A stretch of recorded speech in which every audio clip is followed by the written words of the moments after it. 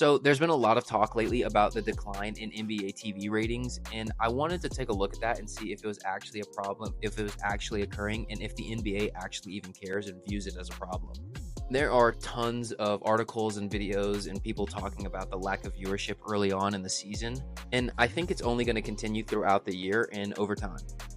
Ratings have steadily been declining in the NBA year over year for a while now, and I think really it's starting to become a mainstream conversation as to why that's happening.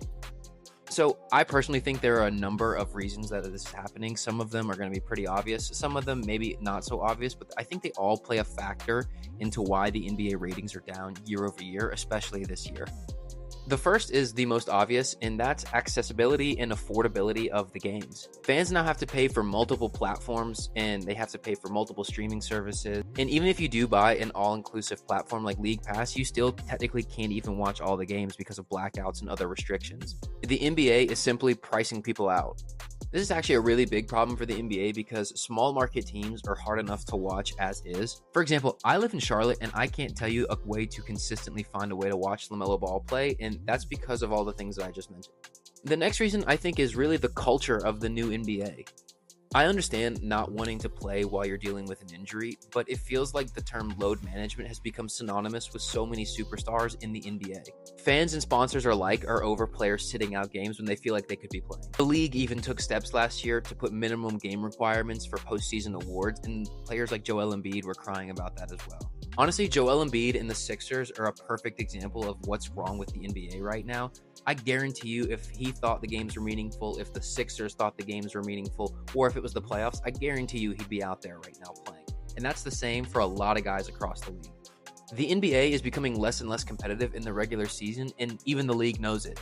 They implemented the in-season tournament last year to try to add a spark and to try to incentivize players to play hard and be competitive. I can't even believe that's a thing. But it actually worked. It drove fan interest and it got the players playing hard. And I think it was a real success last year. Again, not to sound like some old head basketball fan, but I think objectively the NBA is becoming softer and softer every year. I understand players are now more skilled offensively than they've been at any point in time in the history of the league, and that's going to lead to an increase in scoring. That being said, the lack of physicality in the NBA is noticeable even from 10, 15 years ago. Again, not to sound like an old head, but it feels like a lot of NBA players do kind of have an attitude problem when it comes to this. I mean, Ben Simmons is the poster child for getting paid and then not giving a shit, but to the lesser degree, it feels like that attitude is creeping into the NBA. Another valid reason why I think ratings are down right now is that people just don't care about early season basketball. Again, I just told you it's not as competitive as it used to be. People don't care. The players don't care. The NFL is king in the United States, and I think ratings for the NFL will continue to grow year over year, even though they face a lot of the same issues as the NBA as far as accessibility and affordability goes. Even the World Series had a major resurgence this year. Again, I don't know how long that'll last because I don't know if Shohei will get to play the Yankees every October, but for now, I understand people wanting to watch the playoff hunt and the World Series more than they want to watch weeks 1, 2, and 3 of the NBA. I think Adam Silver really wanted to play this off as the election and the World Series being the main reasons why NBA viewership is down. I don't think it's fair to put it all on that, but I definitely can see some viewership being down from that. Early season basketball is never going to be able to compete with the NFL and the World Series, and that just is what it is. The last point I want to make about why ratings are down is who's playing the game and the way that it's being played. I think former NBA players make way too many comments about back in my day to try to put new NBA players down and talk about how they would or wouldn't succeed depending on the era. I think that makes a lot of people roll their eyes, but I do think there is some validity to the fact that old players are very critical of the new style of play.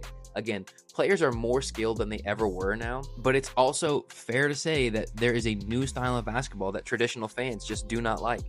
Shaq had a point on his podcast where he said this. I have a theory that it's down because we're looking at the same thing. Everybody's running the same plays at the damn top of the key, dribble handoff. I was talking to a coach yesterday. He said they want to shoot 53s.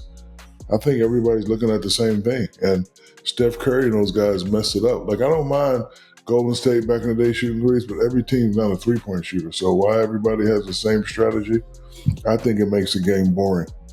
Look, I don't think it's fair to blame Steph Curry for the change to the game. I think it was honestly a good change. He revolutionized the game.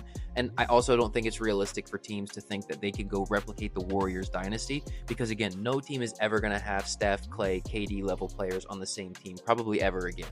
Steph changed the way basketball was played and he was winning titles. And I think teams tried to adjust to compete with that. But it's gone on for so long now to where it feels like now games are just 3-point contests. The game has just become so reliant on threes, trying to replicate the Warriors' success. I think it's gotten away from the style of play that a lot of people fell in love with.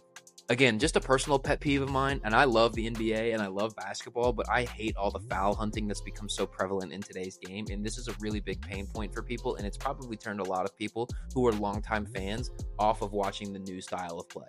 So I mentioned who's playing the game, and I want to elaborate on that point a bit. Era of LeBron James, Steph Curry, and KD is coming to a close. All three of those guys are still top 10 players in the NBA today, and they can still take over a game, and they're still very, very much relevant. But again, their era is coming to an end. They're the faces of the NBA, and it's not really clear who's up next. The best player in the world is constantly disrespected by the media. Then you have Giannis, who's in a small market being coached by NBA team killer Doc Rivers. And then you have Luka, who doesn't get love in the media for the fact that until the All-Star break last year, the Mavericks were a middle-of-the-pack Western Conference team, and he's European. Last year, the NBA media really pushed heavy to crown Anthony Edwards as the new face of the NBA. And while that may end up being true, it just definitely felt like it was a bit early at that time last year. The NBA needs guys to step up and establish themselves as the new face of the NBA. Another challenge of this is, again, some people hate the way certain all-stars play, right? I personally cannot stand watching Trae Young and Joel Embiid go out there and hunt for fouls. Guys are either deemed not good enough or not marketable enough to be the new face of the NBA, and the NBA needs someone desperately to carry on the torch when LeBron, Steph, and KD are gone. So all this stuff seems like it's super negative and that the NBA is in a major decline. I don't want to overblow things, right? The NBA ratings have definitely been declining year over year, but I don't think it's all doom and gloom. And I wonder at the end of the day if the NBA even cares about their ratings going down. And this whole thing may just be somewhat overblown. Yes, traditional ratings are down, but I would argue that streams and social media viewing is higher than it's ever been before, and that might be enough to satisfy the NBA. Traditional viewing of NBA is dying if it's not already dead, and I don't think the NBA cares enough to make a change yet. The only way that we'll know over time if they actually care about ratings going down is if they make real drastic changes. Because again, at this point, I don't think the negative PR of ratings going down is going to be even remotely enough for them to make any serious changes. Let me know if you agree or disagree with anything I said in the comments. Let me know your thoughts down below. And if you're still watching, hit like, hit subscribe. I really appreciate it.